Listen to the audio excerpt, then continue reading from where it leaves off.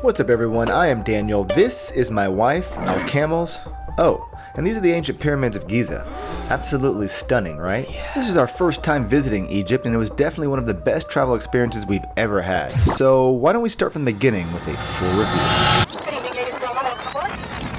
We started our journey from Munich, Germany. After searching online, I found round-trip tickets through American Forces Travel for about $724 per person, which seems expensive, but that included a trip protection fee, seats together on both flights, a 32-kilogram check-in bag, and a carry-on per person for both flights. And as you can see, taxes were more than the actual airfare itself. We bought our tickets 6 months in advance, but I'm looking at flights 6 months from right now via eDreams that are $13.26 with bags, seats, and trip protection included. Okay, pre-game drinks ready, it's time for the flight. We flew on a small plane with Egyptian Air, but then I remembered this is an international flight. A small plane, Vicky. Yeah, I thought it'd be bigger. Which means international plane service. A TV screen with movies, music, and entertainment. A 120 and 220 volt outlet under the seat, as well as an in-flight meal.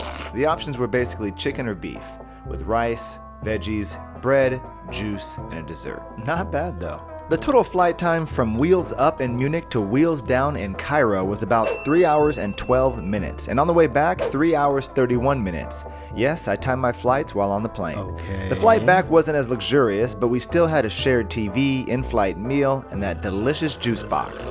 Okay, we landed. Let's do Egypt, shall we? When you land in Cairo, first make sure you fill out the customs form they give you on the plane. Then immediately get in line for your visa. Otherwise, you will be in line for a long time. They will not let you pass customs if you don't buy your visa first. We paid €25 and they wouldn't accept their own currency, so keep that in mind. Okay, we went over landing tips. The hotel sent us a private driver, so we're officially on the way to our next adventure. Time to pop bottles. Oh, pro tip, never try opening a warm bottle of champagne. Also, this is a Muslim country, so alcohol is hard to find. However, it was my wife's birthday, so the hotel accommodated her request. Hit me in the face! Oh my god! Are you okay? We stayed about 2 hours from Cairo, so we had time to check out these roads. Here's some interesting things I noticed about driving in Egypt. There's hardly any traffic signs or street lights. Hang on, buddy. In fact, with the metro population of 21 million people, I counted one street light in the city. One. Speed limits seem optional. Sometimes there's lanes, but most people just get in where you fit in. On and off ramps are, well, they're not finished. For real though, this was taken during the day. We're trying to get onto the highway here, but it seems that we have to go around all this construction with no signs. A little dangerous, if you ask me. But I'm not driving, so I trust the locals. Buckle up, baby. Moving on. Trucks have crazy disco lights, and most drivers use their horn or lights to communicate with each other. I would highly recommend not driving in Egypt. Let the locals take you around instead. We finally made it to our hotel. We stayed at this beautiful resort 2 hours outside of Cairo. Ladies and gentlemen, a quick look at the Tan Oak Resort. Oh yeah, oh yeah, oh yeah, let's go. So why did we stay 2 hours from Cairo? Good question. Well, we wanted a chill vibe, a little quieter than the crazy city life. This hotel had more of a secluded resort feel. There weren't too many people. In fact, I actually found out that weekends end on Saturday in Egypt, so we basically had the place to ourselves Saturday night through Sunday evening. Hey, I'll drink to that. We also wanted to be close to the beach, and Tan Oak literally sits on the Suez Canal, which was a short ride from the hotel. Room tour. The rooms were modern, clean, air-conditioned, and provided plenty of space for us, especially in the bathroom. I mean, look at that giant shower. We showed up late on our arrival, so they prepared to-go dinner plates for us and brought it to our doorstep. Oh yeah, my brother. They even decorated the room by request for birthday surprises. You're so cute, Daniel. No, you are. The food at the resort was great. You can get the typical buffet foods at the restaurant, but I asked for traditional Egyptian foods, which the chef gladly accommodated. This is what I'm talking about right now. Spanish omelet, Egyptian beans, falafel. Then you got the fresh pita bread going on, fresh vegetables. Breakfast heaven. Let's go. This was the only place we could actually find champagne, so they kept the bubbles flowing. My husband opened one the other day and almost shot himself in the face, so. On my wife's birthday, they also gave us a special surf and turf meal in a private location, including a homemade cake. We never had to worry about anything. Whatever we asked for, they immediately took care of. Golf cart ride to the ATM, a relaxing day at the spa, and our favorite private driver who took us into the city whenever we wanted. Which is a great segue to my next topic, Cairo Attractions. The first place we visited was the Egyptian Museum right off the Nile River. I gotta admit, downtown Cairo was a little chaotic getting from one place to another, so we had a tour guide with us the entire time, which I highly recommend. Although most Egyptians are nice and super passionate about showing off their country, you'll probably run into locals that try to take advantage of tourists by harassing them to buy their products and services. No, thank you. Or even scam you into giving them money. Bruh. This won't happen nearly as much when you have a local guide that speaks the language. So have a sightseeing plan and be organized on what you want to do. This mitigates so much unnecessary stress. For example, we knew exactly what we were doing and where we were going with a guide when visiting Cairo.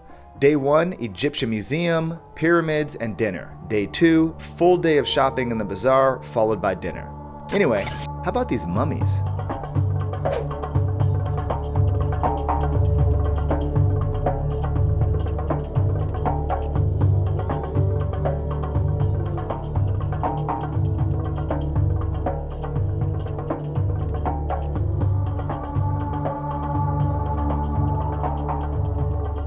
Alright babe, I know what you really want to do. Let's talk about shopping in Cairo. For cheap souvenirs, you can definitely take advantage of the gift shops in the museums, but if you have a tour guide, anticipate them taking you to their friends. Our guide brought us to this papyrus shop where they will personalize these scripts with Egyptian tombs, temples, and hieroglyphics. Be prepared to drink complimentary tea while in their shop. They definitely want you to be comfortable and stay a while. So you can get this type of souvenir anywhere in Cairo. Prices will vary based on who's trying to sell it to you. But look, we're in Egypt. We came to spend money, so I don't mind getting hustled a little bit while I'm drinking hot tea in an air-conditioned room whilst learning a little history of the ancient Egyptians. It's all about the experience, right? I love this. This is cool. You're silly. When not in an official gift shop, be prepared to bargain with store owners on prices, especially if you're going to the Bazar. You can literally spend the whole day here. They've got everything you need down every single aisle, so before going, set a limit on how much you want to spend. Otherwise, you'll be holding bags for your wife all day. Trust me. How about them pyramids though? Ladies and gentlemen, the moment we've all been waiting for. There's nothing more exciting than finally rolling up to the ancient pyramids. They're literally everything you would expect them to be. Extremely beautiful, gigantic in size, and absolutely mind-blowing when you think about how they got here. We've been planning to do this trip for a long time, so now that we've done it, here's my pro tips. First of all, both the pyramids and the Sphinx are in a gated complex, so you need tickets to get through. Again, relieve some stress and get a tour guide to set up all that for you. When getting your tickets through a tour guide, also reserve time for a camel or horse and carriage ride. It's the best way to get around. You can't bring large bags in the complex, so only bring what's necessary. I brought a DSLR camera, my iPhone, and 2 small action cameras. You're only in the complex for a limited time, so figure out what type of pictures you want to take and your outfit beforehand. Wear comfortable clothing. Sandals are completely okay. I mean, you'll be walking in the sand most of the time. Bring cash. Chances are you'll need a tour guide to take pictures for you, so tip your photographer. Where to go? We decided to skip the inside tour. I heard it's crammed in there, doesn't smell great, and the views don't even come close to the outside. We decided to do a large circle around the pyramids and ended our tour at the Sphinx. When to go? We went in October when the weather was perfect outside. I would go a couple hours before sunset for the best pictures, and then you can also watch the sun go down while having dinner right outside the complex. Food at this restaurant was okay, but if you're like me, you're gonna need that traditional home-cooked street food for the ultimate Egyptian experience. Oh, so excited.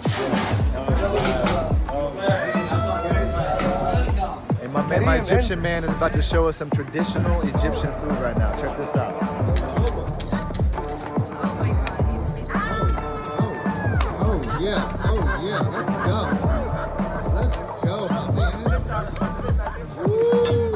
Ladies and gentlemen, welcome to the original Spring Havashi.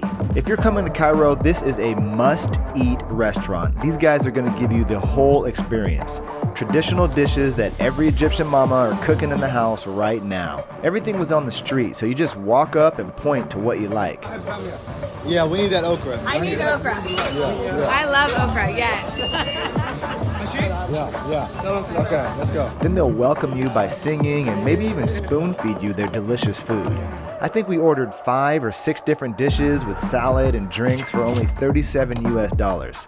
We came in there as tourists, and after meeting the whole staff, we left as friends. This was the last meal we had before leaving Cairo, and it was the best send-off to an amazing trip in Egypt. You can find this place and all the other things we did in the description of this video. If you're looking for more travel content, subscribe to the channel, and I'll catch you in the next one. See you next time, Egypt.